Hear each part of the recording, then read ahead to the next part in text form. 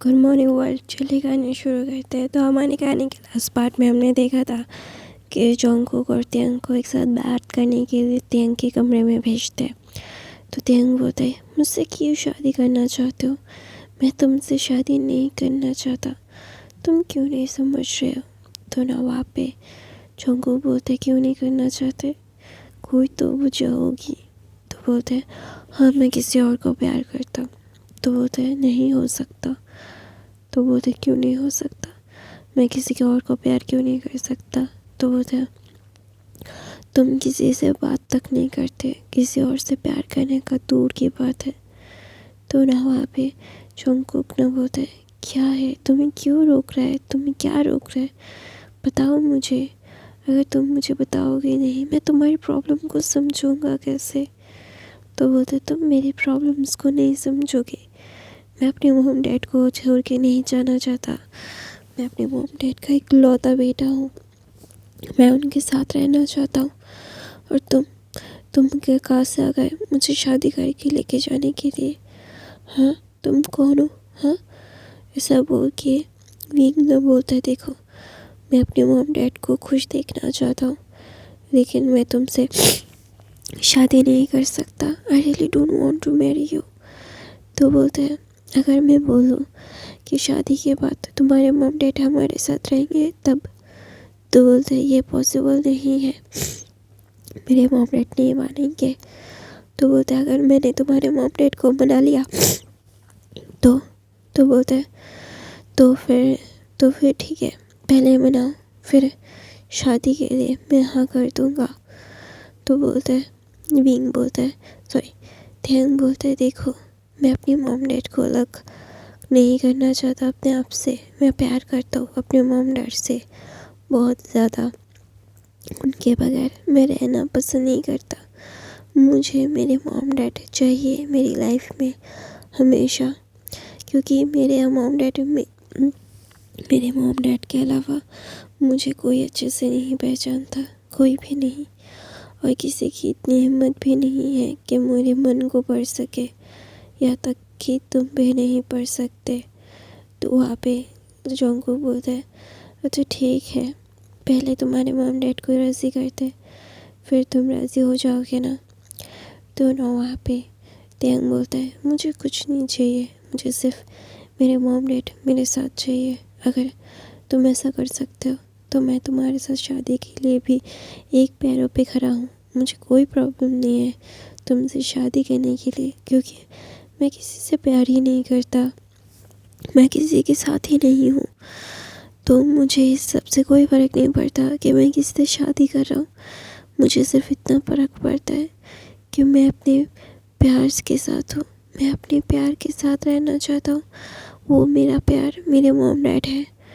तो ना वहाँ पे जंगकुक मुस्कुराता है और बोलता है तुम्हारा मानना गलत नहीं है, तुम सही हो, तुम्हारी जगह पे सही होते हैं। तो ना जंगकुक नीचे आता है और बोलता है अंकल, जंगकुक बोलता है अंकल मुझे आपसे बात करनी है। तो ना वहाँ पे आरम बोलता है हाँ। तो बोलता है आप लोग शादी के बाद हमारे घर पे शिफ्ट हो रहे हो? तो ना आरम बोलता है ऐसा कैसे हो सकता है, नहीं हम हमारे घर में रहेंगे। तो ना वहाँ पे जंगकुक बोलता है आपकी बेटी ने शर्त रखी है, वो एक ही शर्त पे मुझे शादी करेगा अगर आप उसके साथ रहोगे तो ना वहाँ पे मतलब जिन बोलता है कि त्यांग ऐसे बात नहीं करते, ये गलत है। तो ना त्यांग बोलता है गलत सही मुझे कोई फ़र्क नहीं पड़ता मॉम, मुझे सिर्फ इतना फ़र्क पड़ता है कि मैं चाहता हूँ कि आपके साथ रहना, मैं आपसे अलग नहीं होना चाहता। आप लोग मेरी ज़िंदगी हो, मैं अपनी ज़िंदगी को अपने आप से अलग नहीं कर सकता। तो ना ऐसा बोल के त्यांग वहाँ से चला जाता है। तो वहाँ पे आरम बोलता है मैं उसे समझा दूँगा, आप ज़्यादा चिंता मत करो। तो वहाँ पे जंगकुक बोलता है नहीं, आप लोगों को समझने की ज़रूरत है, उसे नहीं। आप लोग समझने की कोशिश कीजिए, वो डर रहा है आप लोगों को अकेला छोड़ने के लिए। उसके मॉम डैड उसे अकेला उसे छोड़ के जाना वो अफोर्ड नहीं कर सकता। वो प्यार करता है आप लोगों के लिए, आप लोगों के लिए वो क्या सोच रहा है वो मुझे पता है। अगर मैं उसकी जगह होता शायद मैं भी यही सोचता। उसका सोचना गलत नहीं है। फादर, मेरी बात समझने की कोशिश कीजिए। तो आरएम बोलता है, तुम उसकी जायज़ नाजायज़ बातें को मानना बंद करो जॉनकुक, ये सही नहीं है। दोनों वहाँ पे मिसेस जॉन और मिस्टर जॉन बोलते हैं, नहीं, उसका डर सही है। वो डर रहा है आप लोगों को खोने से। अगर हम अपने बच्चे को अलग कर देंगे तो हम कैसे जिएंगे। वैसे ही वो ही डर है आप लोगों की, आप दोनों के लिए। उसका डरना लाजमी है। वो आपका इकलौता बेटा है और उसे पता है कि उसके मॉम डैड के अलावा उसका कोई नहीं है और उसके मॉम डैड का उसके अलावा कोई नहीं है।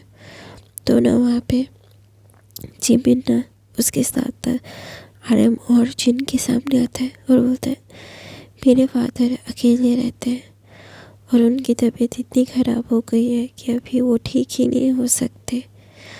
मैं अपने फादर को कभी भी खो सकता हूँ।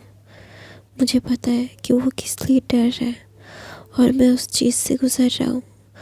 और आई स्वेयर कि आप लोग भी इस चीज़ से गुजरेंगे और वो उस चीज़ को वो झेल नहीं पाएगा जैसे मैं नहीं झेल पा रहा हूँ।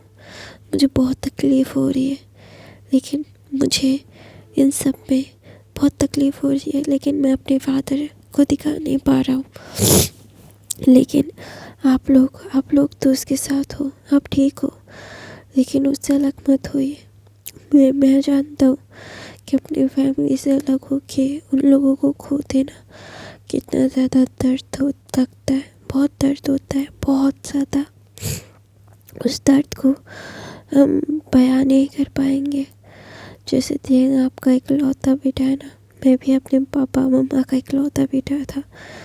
मैं तो उनको छोड़ के आ गया, तो धीरे धीरे माँ, पहले मॉम और अभी डैड भी मुझे छोड़ के जा रहे हैं और मैं उस दर्द से गुज़र रहा हूँ।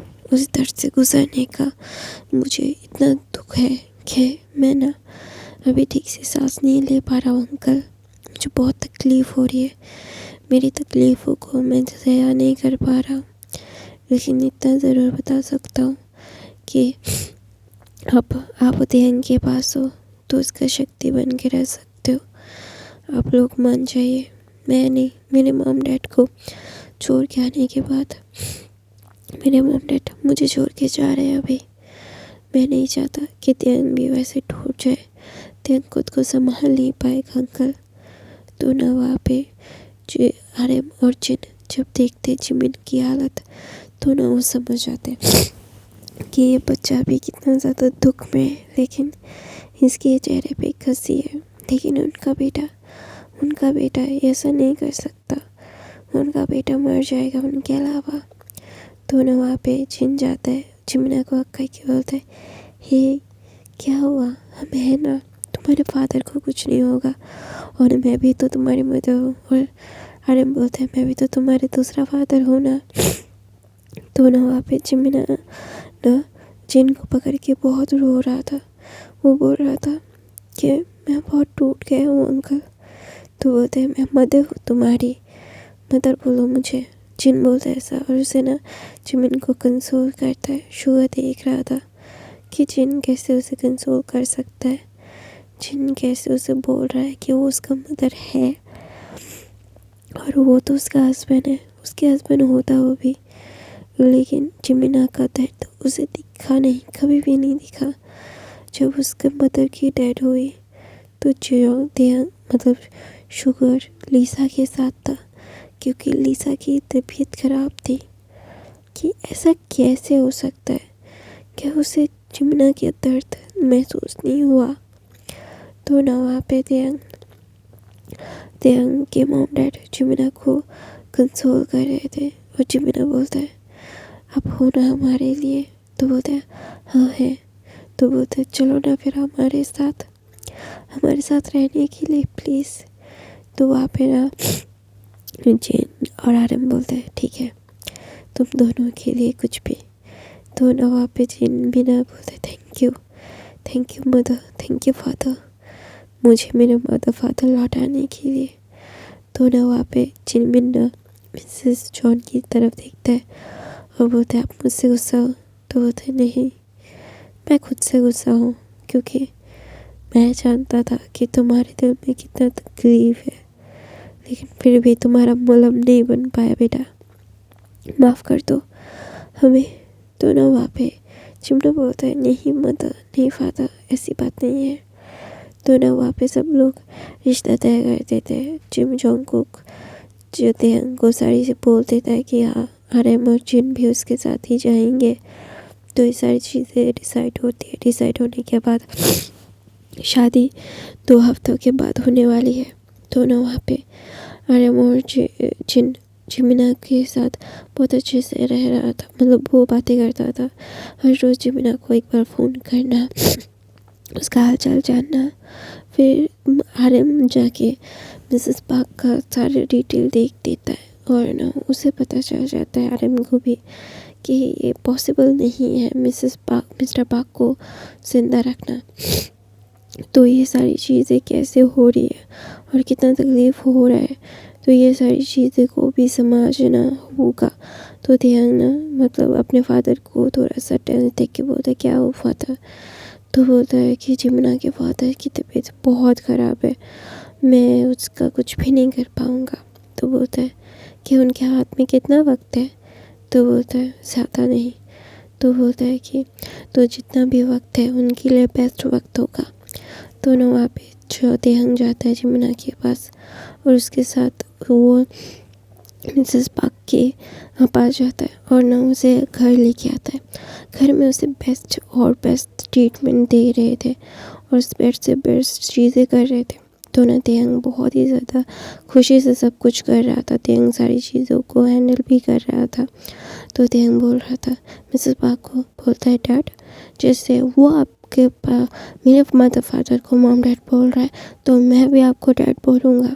तो मिस्टर पार्क ना खुश हो जाते हैं और बोलते हैं मुझे कोई प्रॉब्लम नहीं है, मेरे पास दूसरा एक बच्चा आ जाएगा जो मुझे बहुत ही अच्छा लगेगा। तो बोलता है कि आपको अच्छा लगेगा कि मैं आपको डैड बोलूँ?